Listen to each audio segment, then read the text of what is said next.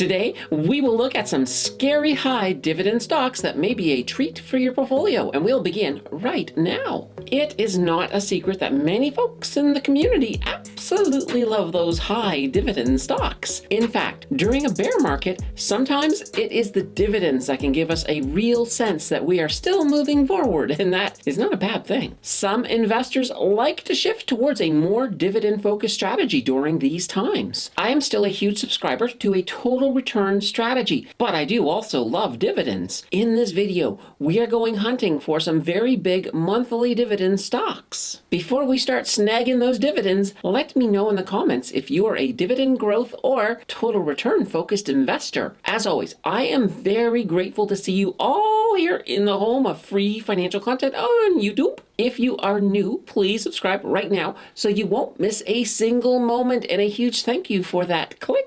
For today's list, we have a few qualifiers as to which dividend payers can qualify to be included. Firstly, they have to pay monthly dividends, as we need a monthly injection of cash to keep the candles going on those cold bear market nights. Secondly, I need to see a market cap of at least 100 million just to give me a little faith to start off with that company or ETF. I also want to see a reaction to the bear market that is in line with or better than the overall S&P 500. These rules will absolutely eliminate some channel favorites, but we are looking for some less risky options this time around. One last thing, I also want to see that their dividends have been consistent for at least 5 years, or if they haven't been around for 5 years, for the full time they have been around. I will tell you, there were some really nice dividend payers eliminated today simply for missing a few dividends. So without any further ado, let's check in on those monthly dividend superstars that are more treat than trick. We will kick off this list with a dividend stock that is completely new to the channel, and that is Bridgemarq Real Estate Services with a ticker of BRE. They are based out of Ontario, and they are a Canadian real estate company that provide information and services to Canadian realtors,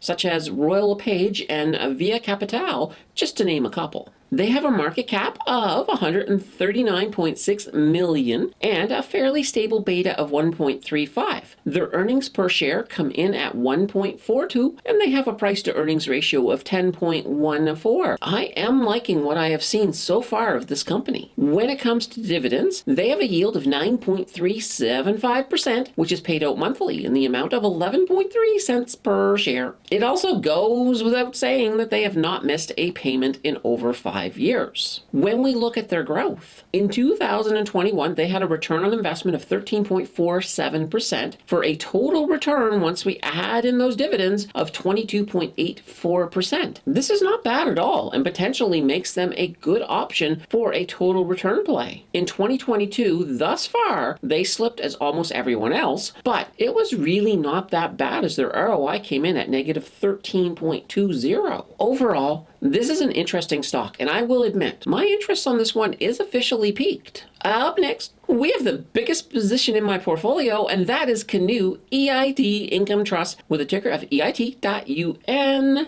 Based out of Calgary, Canoe invests primarily in the energy and financial sectors in both Canada and the United States. Those investments do slant much more towards the Great White North. They have a market cap of $1.86 billion and a stable beta of 1.24. Their earnings per share come in at 1.57, and they have a price to earnings ratio of 7.80.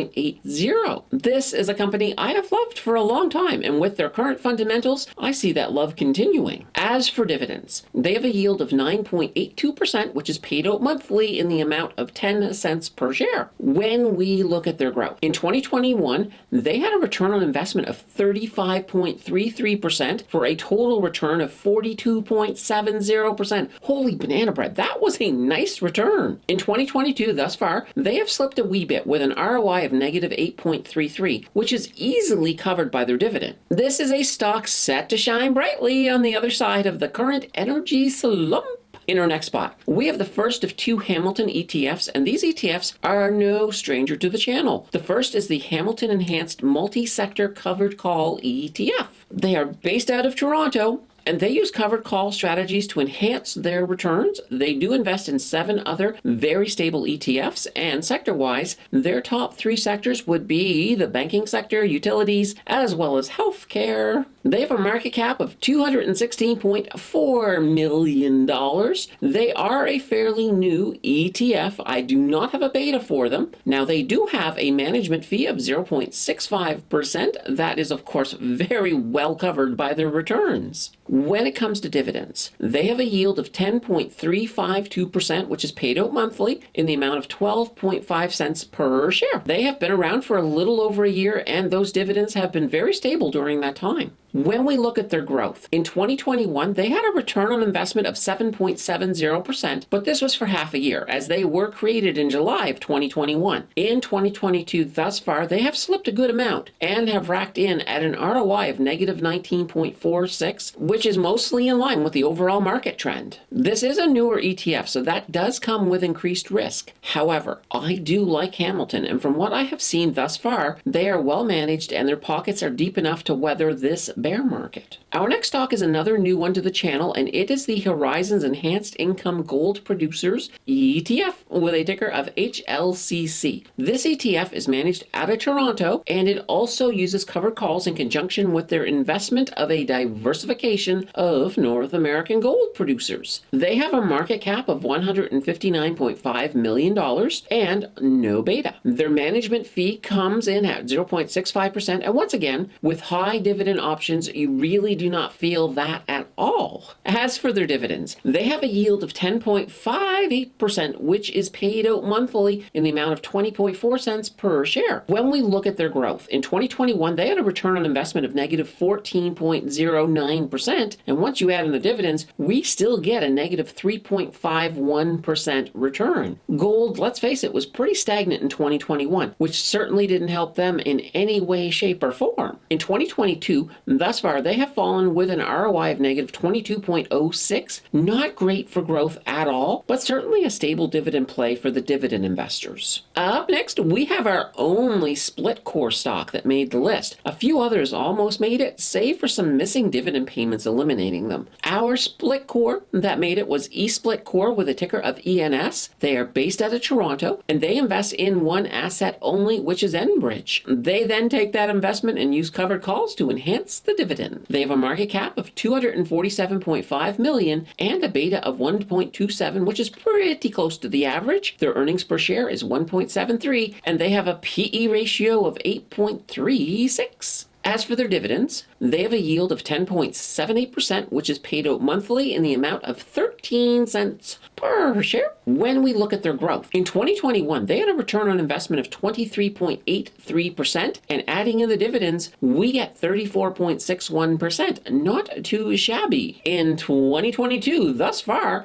they are so far in the black with an ROI of 1.61% compared to the S&P 500. That is fantastically amazing. This is a dividend producer with a lot of growth potential, thus quite a good stock for any investment style. Almost at our top spot, we have the Harvest Diversified Monthly Income ETF with a ticker of HDIF. They are managed out of Oakville, Ontario, and they invest in an equal weight basket of Harvest Equity Income ETFs. This creates instant diversification, and those yields are then used in a covered call strategy to enhance them even further. They have a market cap of $169.5 million and no beta. Their management fee consists of the fees from their underlying ETFs in the fund, and they are deducted before they employ their covered call strategy, so you will never really see them. As for their dividends, they have a yield of 11.389%, which is paid out monthly in the amount of 7.1 cents per share. This is a new ETF that started this year in February, so we do not have a lot of growth data. I can say that they have fallen so far in the bear market with an ROI of negative 29.9%. Yikes.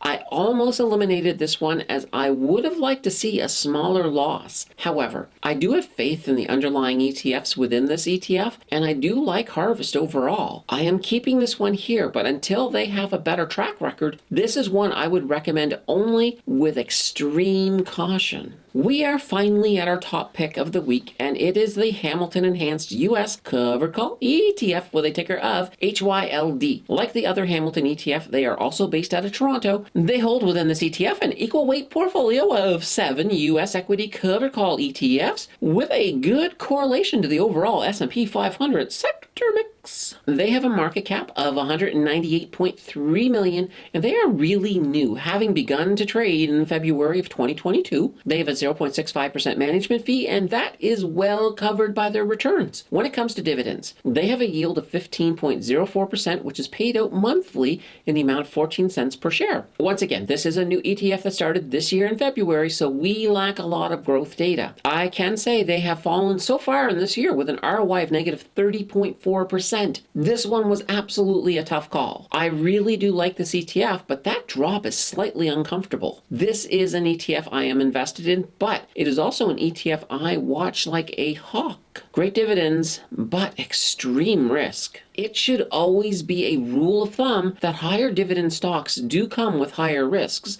and for the most part, today's list is not an exception. There are 3 or 4 in the list I do not worry too much about, but nonetheless, that can always change, which is the nature of investing. Be sure to do your due diligence with any stocks you see on YouTube. The fun does not have to end here, because you can always watch my video on CDRs that I have linked on the left for you, or you can check out the video on the right that YouTube thinks you will like. Your click will decide who is right, and I will see you in the next video.